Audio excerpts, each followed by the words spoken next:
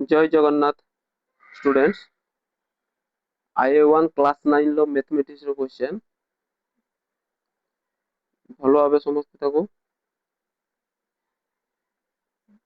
Math 9 class भलो भाबे देखो तार उत्तर सब मु कहूची आज जेची काली रो एग्जाम पाई सेट तत्वर स्रष्टा की सेट तत्वर स्रष्टा होचंती जॉर्ज कांटर मन रखिबो जॉर्ज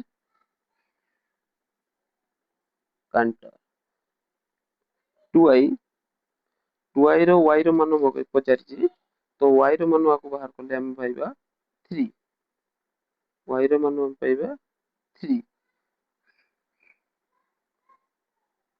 ये बहुत क्वेश्चन अछि आको भलो भाबे जे अभ्यास करथिबो तार असुविधा किछि होबो नै तो तेबे भी मैं आंसर कहि दउची समझते देखि लेबो 3i रो आंसर होबो 17 18 19 20 तापरे देखो आईवी रो ए यूनियन बी रो आंसर परबो ए1 ए यूनियन बी रो आंसर काढिबा हमें ए यूनियन बी यार आंसर बाहरिबो तमरो ना A B C D E F A union B भलो भाबे देखिने पिला माने समस्त याको भलो भाबे अभ्यास करि जिवो तापरे आईवी पर एबे देखो बी शून्य सेट एक उदाहरण दियो जोटा कि हमें 5 ବୋଲି कहि ताको हमें लिखिले x square is equal to -1 जोटारे x एक वास्तव संख्या x एक कोन हबो ना वास्तव संख्या राइट पिला माने मन रखो आप कर दीजिए और एसएस ट्यूटोरियल को समझते सब्सक्राइब कर नबो लाइक कर देबो या नेक्स्ट एग्जाम आओ पई कमेंट करिवो देखो यूनिट 2 जोले 2 नंबर रो क्वेश्चन हमें भी करिबा 2 नंबर रो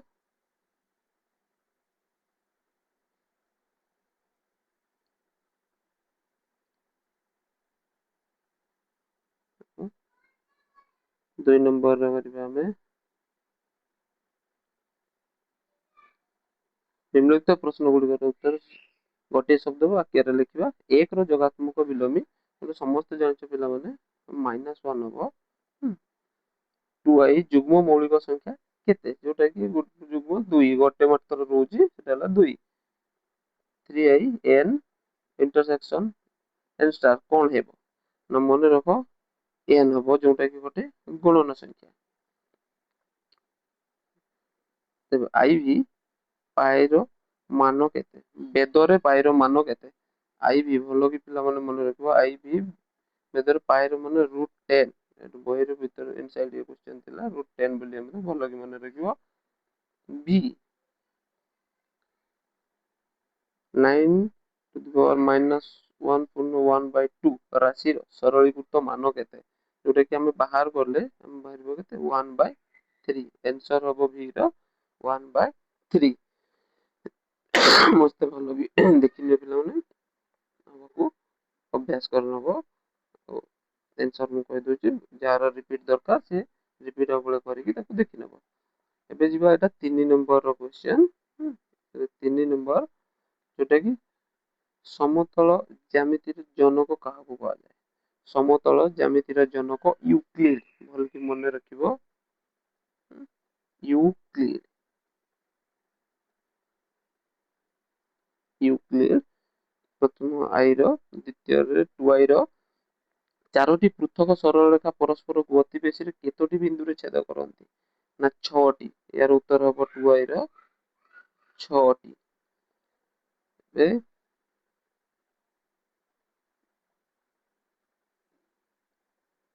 ଆମେ 3i ଦେଖିବା ଗୋଟିଏ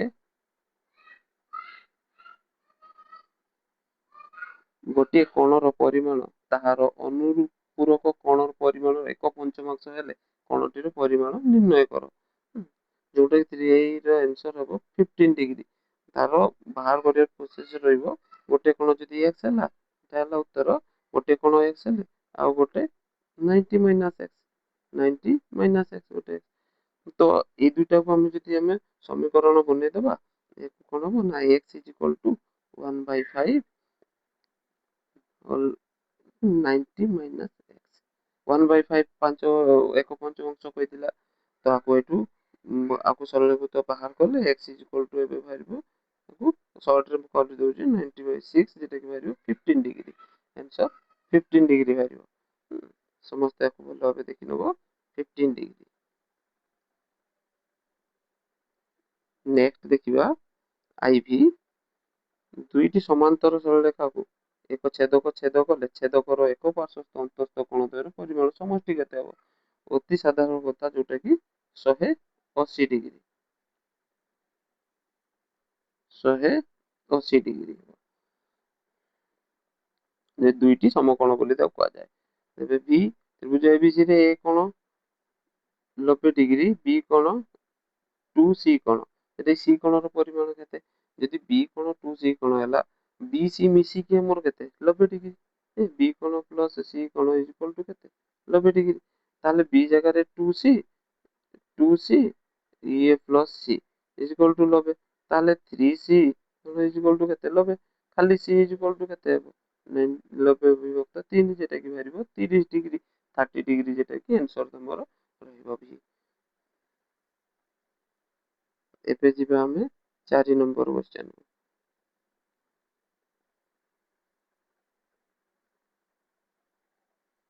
4 ନମ୍ବର କ୍ୱେଶ୍ଚନ ସମସ୍ତେ ଦେଖିବ।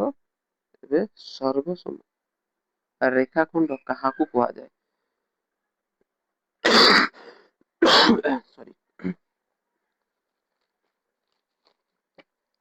ଯଦି ଦୁଇଟି ରେଖାଖଣ୍ଡ ଦୈର୍ଘ୍ୟ ସମାନ ହୋଇଥାଏ, ତେବେ ସେମାନଙ୍କୁ ସର୍ବସମ ରେଖାଖଣ୍ଡ କୁହାଯାଏ। ଏଇଟା ଭଲ କି ମନେ ରଖ, ଦୁଇଟି ରେଖାଖଣ୍ଡ ଯଦି ଦୈର୍ଘ୍ୟ ତାର କିସ ରହିବ ସମାନ ତେବେ ହୋଇଥାଏ, ତେବେ ସେମାନଙ୍କ ସର୍ବସମ ରେଖାଖଣ୍ଡ। ଭୂମି ସଂଲଗ୍ନ ପ୍ରତ୍ୟେକ କୋଣର ପରିମାଣ 40 ଡିଗ୍ରୀ। ଏବେ ୟାର ଉତ୍ତରଟା ବାହାରିବ ସେକେଣ୍ଡ y ର ଭୂମି ସଂଲଗ୍ନ ପ୍ରତ୍ୟେକ କୋଣର ପରିମାଣ 40 ଡିଗ୍ରୀ। ଯଦି ଗୋଟେ ଏଇଟା 100 ହେଇଗଲା ଶୀର୍ଷ କୋଣ, ତାହେଲେ ତଳ ଦୁଇଟା ମିଶି କେତେ ହେବ? ଦୁଇଟା କୋଣ ରହିବ 80 ଡିଗ୍ରୀ। ତାହେଲେ ଗୋଟେ କୋଣ ଇଜ ଇକ୍ୱାଲ ଟୁ କେତେ ହେବ 80/2, ଯେଟା କି 40 ଡିଗ୍ରୀ। ଯେହେତୁ ସମଦ୍ୱିବାହୁ କୋଣ ହେଇଥିବାରୁ ସେଠି 40 ଡିଗ୍ରୀ ହେବ।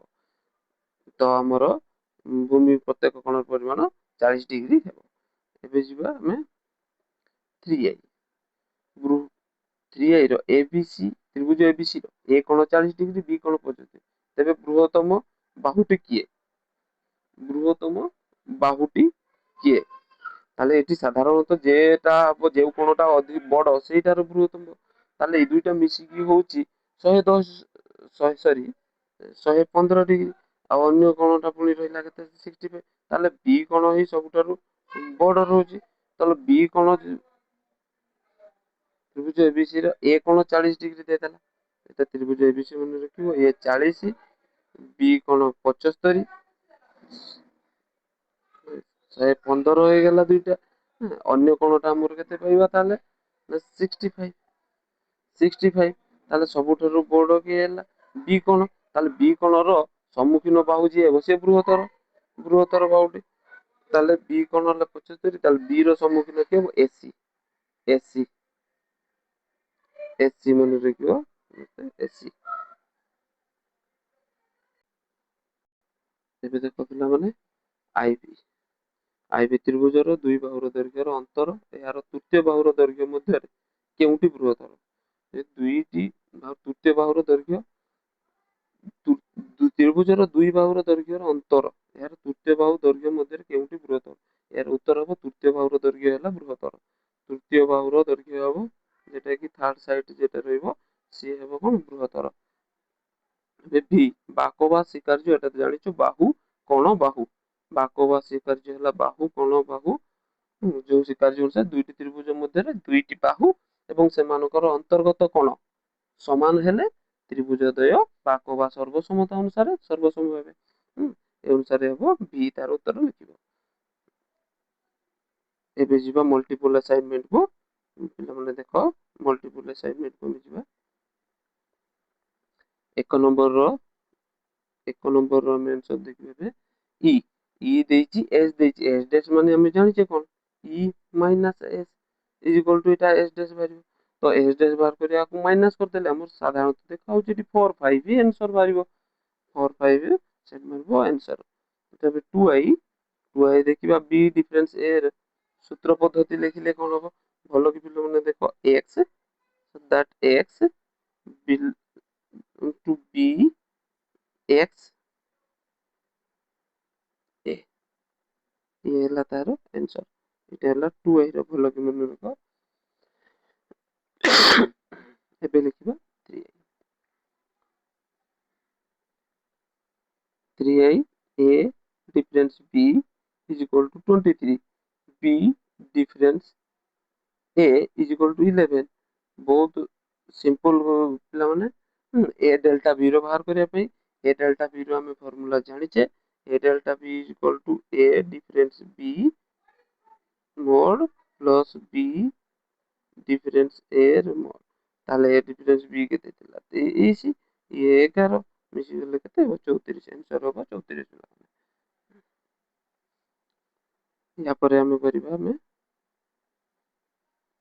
IV A intersection B ଯୋଉଟା ମାଗିଛି ନିର୍ଣ୍ଣୟ କର A ଦେଇଛି B ଦେଇଛି ଆକୁ ଆମେ ପିଲାମାନେ ସବୁ ଜାଣିଛ ଇଣ୍ଟରସେକ୍ସନ ଆମର ଯୋଉଟା କି ଉଭୟରେ ଥିବ ଆନ୍ସର ବାହାରିବ B ଆଉ C ସେଟା ଦେଖିବ B ଆଉ C ବାହାରିବ ଉଭୟରେ ଥିବ ଏବେ ଯିବା ଆମେ V କୁ ବେଶୀ ସମୟ ନବନି ଜଲ୍ଦି କରିବା V କଣ ମାଗିଛି A ଦେଲା B ଦେଲା ଦୁଇଟା ଏବେ ମାଗିଛି କିଛି B ଡିଫରେନ୍ସ ତାହେଲେ B ରୁ ଡିଫରେନ୍ସ ଆମେ କାଢିବା ମାନେ ଯୋଉଟା ଡିଫରେନ୍ସ କାଢିଲା ପରେ ମାଇନସ ହେଲା ପରେ ଯୋଉଟା ରହିବ ତାହେଲେ ଆମର B ଡିଫରେନ୍ସ କଲା ପରେ ଭଲକି ଦେଖିବ 2 ଏଠି 4 ଏଠି 6 ଏଠି 8 ଅଛି ଡିଫରେନ୍ସ ଯଦି ଆମେ କରିବା 1 2 then 3 then 4 ତାହେଲେ ଏଠୁ ଡିଫରେନ୍ସ ହେଇଗଲା ପରେ ସିମ୍ପଲ ଆମେ ଦେଖା ହଉଛି 6 ଆଉ 8 ହିଁ ରହୁଛି ଆନ୍ସର ହବ 6 8 ଏବେ ଯିବା 2 ନମ୍ବର ଭଲ ଦେଖ 2 ନମ୍ବର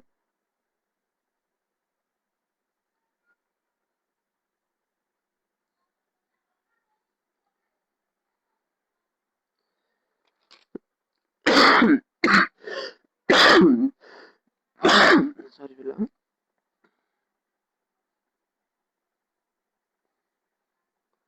2 ନମ୍ବର ଉତ୍ତର ଭଲ ଜଲ୍ଦି ଦେଖିବା 1 ରୁ 1000 ମଧ୍ୟରେ କେତୋଟି ମୌଳିକ ସଂଖ୍ୟା ରହିଛି ପିଲାମାନେ ସମସ୍ତେ ଭଲ ଭାବେ ମନେ ରଖିଦିଅ ଏ କିଛି ନାହିଁ ଆକୁ ମନେ ରଖିଦବା ଆକୁ ବାହାର କରିବା ପାଇଁ ପଡିବ 168 2i a to the n ସଂକେତକୁ ପ୍ରଥମେ କେଉଁ ଗାଳିତଜ୍ञ ବ୍ୟବହାର କରିଥିଲେ ମନେ ରଖ ୱିଲିୟମ ଜନ୍ସ ଯୋଉଟା କି ଇୟର ବି ତମର ଯଦି ଦରକାର 1706 ରେ ତାକୁ କରିଥିଲେ ମନେ ରଖିବ 3i ସର୍ବନିମ୍ନ ଅଯୁଗ୍ମ ମୌଳିକ ସଂଖ୍ୟାଟି କେତେ ଏଟା ସର୍ବନିମ୍ନ ଅଯୁଗ୍ମ ମୌଳିକ ସଂଖ୍ୟା ଜାଣିଛେ ସବୁଠାରୁ ସାନ କି ଅଯୁଗ୍ମରେ ମୌଳିକ ସଂଖ୍ୟା ଭିତରେ 3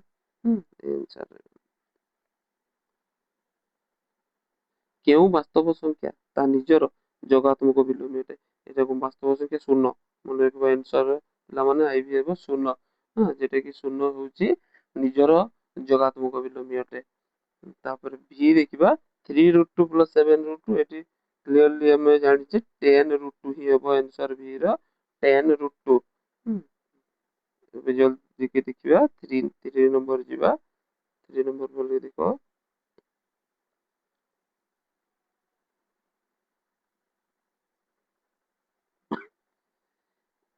ଏ ବି ସରଳରେଖା ଉପରିସ୍ଥ ଏ ଓ ବି ବିନ୍ଦୁଦ୍ୱୟ ସ୍ଥାନାଙ୍କ ଯଥାକ୍ରମେ -16 ଓ 20 ହେଲେ ଏ ବି ର ମଧ୍ୟ ବିନ୍ଦୁର ସ୍ଥାନାଙ୍କ କେତେ ମଧ୍ୟ ବିନ୍ଦୁ କାଢିବା ମାନେ ତାଙ୍କ ଦିଟା ଭିତରେ ଦୂରତା ବାଇ 2 କରିବା ତ -16 20 2 ଯୋଉଟା କି ବାହାର କଲେ 4/2 ଇଜ ଇକ୍ୱାଲ ଟୁ ବାହାରିବ 2 ଆନ୍ସର ବାହାରିବ 2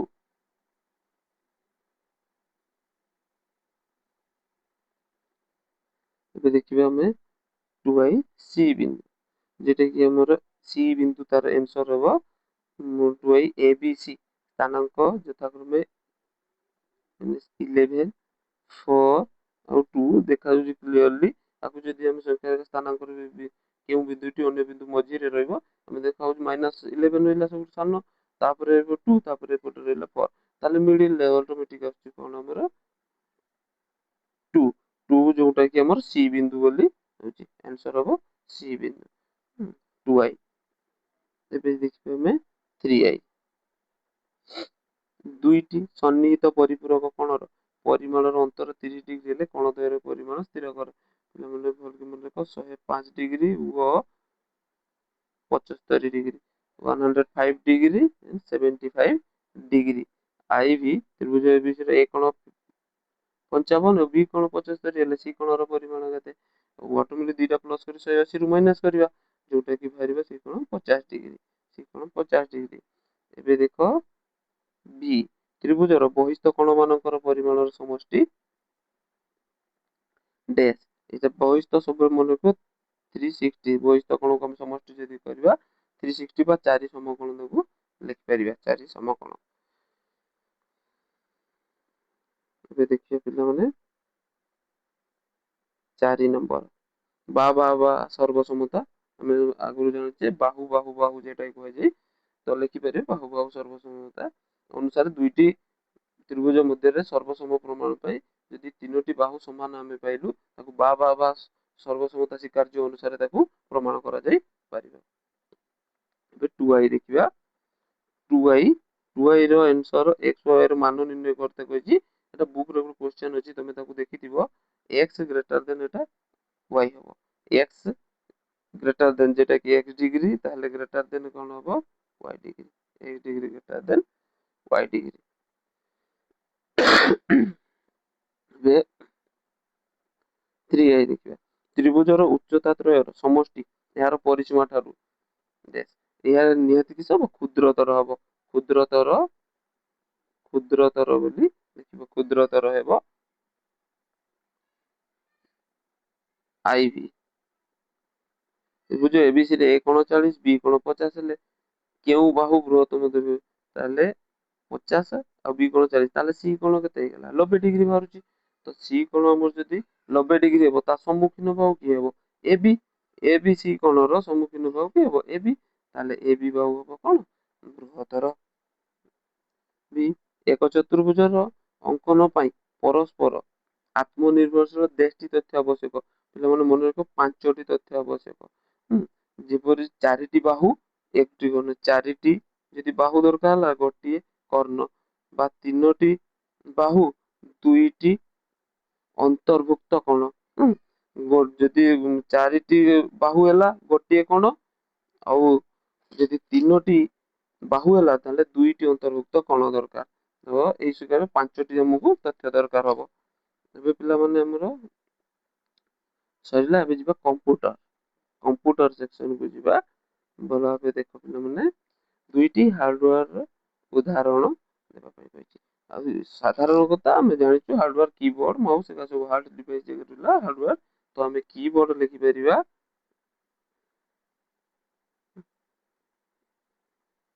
କିବୋର୍ଡ, ମାଉସ ଦିଟା ଲେଖିପାରିବା। ତାପରେ କମ୍ପ୍ୟୁଟରର ବ୍ରେନ୍ କାହାକୁ କୁହାଯାଏ, এটা ଜାଣିଛେ CPU, CPU କମ୍ପ୍ୟୁଟରର ବ୍ରେନ୍।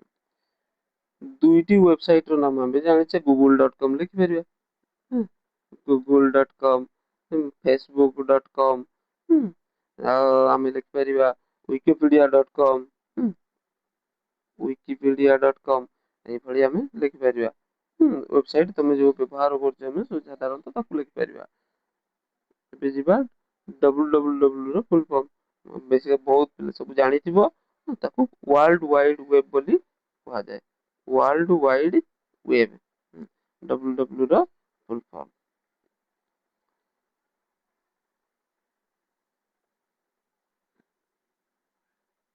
World wide web. ଏବେ ବି ଆଇକନ କଣ, ଆମେ ସାଧାରଣତଃ ଜାଣିଛେ କମ୍ପ୍ୟୁଟରରେ ଯୋଉ ଛୋଟ ଛୋଟ ସବୁ ଇମେଜ ସବୁ ରହିଥାଏ କୌଣସି ଆପ୍ସ ର, ସେଇଟା କୁହାଯାଏ ଆଇକନ୍। ତାହେଲେ କମ୍ପ୍ୟୁଟର ସ୍କ୍ରିନରେ ଦେଖାଯାଉଥିବା ଛୋଟ ଚିତ୍ରକୁ ଆମେ ଆଇକନ୍ କହିଥାଉ। ଲେଖିଦେବ କମ୍ପ୍ୟୁଟର ସ୍କ୍ରିନରେ ଦେଖାଯାଉଥିବା ଛୋଟ ଚିତ୍ରକୁ ଆମେ ଆଇକନ୍ ବୋଲି କହିଥାଉ। ଏବେ ଦେଖ ପିଲାମାନେ 2 ନମ୍ବର Ctrl+N। Ctrl+N ବହୁତ ସାଧାରଣ ଜିନିଷ, କମ୍ପ୍ୟୁଟରରେ ଯଦି ବ୍ୟବହାର କରିଛି ଜାଣିଛି। Ctrl+N କୌଣସି ନ୍ୟୁ ଡକ୍ୟୁମେଣ୍ଟ କ୍ରିଏଟ୍ ପାଇଁ ତାକୁ ସେଠି ନ୍ୟୁ ପାଇଁ ସେଟାକୁ Ctrl+N, ଯେଟା ନୂତନ ଫାଇଲ କ୍ରିଏଟ୍ କରିବା ପାଇଁ କୁହାଯାଏ। ତାକୁ ଲେଖିପାରିବ ନୂତନ ଫାଇଲ ବୋଲି ବା ନ୍ୟୁ ଡକ୍ୟୁମେଣ୍ଟ ଲେଖିପାରିବ। ତାପରେ Ctrl+F, ଏଟା ଜାଣିଛେ ଆମେ ସେଭ୍ ବୋଲି। ସେଭ୍ 2i ହେଲା ସେଭ୍। Ctrl+F ସେଭ୍ କରିବା ପାଇଁ Ctrl+S ସର୍ଟକଟ୍ ବି ବ୍ୟବହାର କରୁ। Ctrl+Z ଯେଟା କି undo, କୌଣସି ଜିନିଷକୁ ଆମେ ଯଦି କୌଣସି ଷ୍ଟେପ୍ ଟାକୁ ଆମେ ପୂର୍ବ ଷ୍ଟେପ୍ କୁ ଫେରିବା ପାଇଁ Ctrl+Z ମାରିଲେ ତା ପ୍ରିଭିୟସ୍ ଷ୍ଟେପ୍ କୁ ଆମେ ଫେରି ଆସିପାରିବା। ଆଉ Ctrl+Z ରହିଲା Ctrl+A, ସରି 3i ଟା Ctrl+A ରହିଯାଇଛି। Ctrl+A ହେବ ଯେଟା କି ସିଲେକ୍ଟ କରିବା, ଅଲ୍ ସିଲେକ୍ଟ। ତାହେଲେ ସିଲେକ୍ଟ ଅଲ୍ ବୋଲି ଲେଖିପାରିବ। ସିଲେକ୍ଟ ଅଲ୍, ସିଲେକ୍ଟ ଅଲ୍ ଲେଖିପାରିବ। ସିଲେକ୍ଟ Ctrl+C ଯେଟା କି V ଲାଷ୍ଟ ଥିଲା କପି। କପି ପାଇଁ ପିଲାମାନେ ସମସ୍ତ କ୍ୱେଶ୍ଚନ୍ ଆନ୍ସର ଜାଣିଲେ। ସବୁ SS ଟ୍ୟୁଟୋରିଆଲ କୁ ସମସ୍ତେ ସବସ୍କ୍ରାଇବ କରିବ, ଲାଇକ୍ କରିବ ଆଉ କମେଣ୍ଟ ଦବ। ଆଉ କଣ ଦରକାର ପିଲାମାନେ, ମୁଁ କ୍ଲାସ 8 ର NMS ପାଇଁ କ୍ଲାସ ଆଣିବି। ଅଲଗା କୋଉ 10 କ୍ଲାସ ପାଇଁ ସିଲେକ୍ଟିଭ କ୍ୱେଶ୍ଚନ୍ ମଧ୍ୟ ଗଲା ବର୍ଷ ଦେଇଥିଲି ମ୍ୟାଥରେ, ଏ ବର୍ଷ ଅନ୍ୟ ମ୍ୟାଥ ଇଂଲିଶ ସବୁରେ ଦେବି। ଭଲ ଭାବେ ସମସ୍ତେ ପ୍ରିପେୟାର କରିବ। 10 କ୍ଲାସ ପାଇଁ ପିଲା ଯେଉଁମାନେ ଅଛ ତାକୁ ଭାଇ ଭଉଣୀ ଯାହାର ଅଛ ସବୁ ଚ୍ୟାନେଲକୁ ସବସ୍କ୍ରାଇବ କରିବା ପାଇଁ କହିବ। ଇମ୍ପୋର୍ଟାଣ୍ଟ ଅପଡେଟ ଆସିବ, ସମସ୍ତେ ତାକୁ ଦେଖିନେବ। ଜୟ ଜଗନ୍ନାଥ ପିଲାମାନେ, ରହୁଛି, ଧନ୍ୟବାଦ।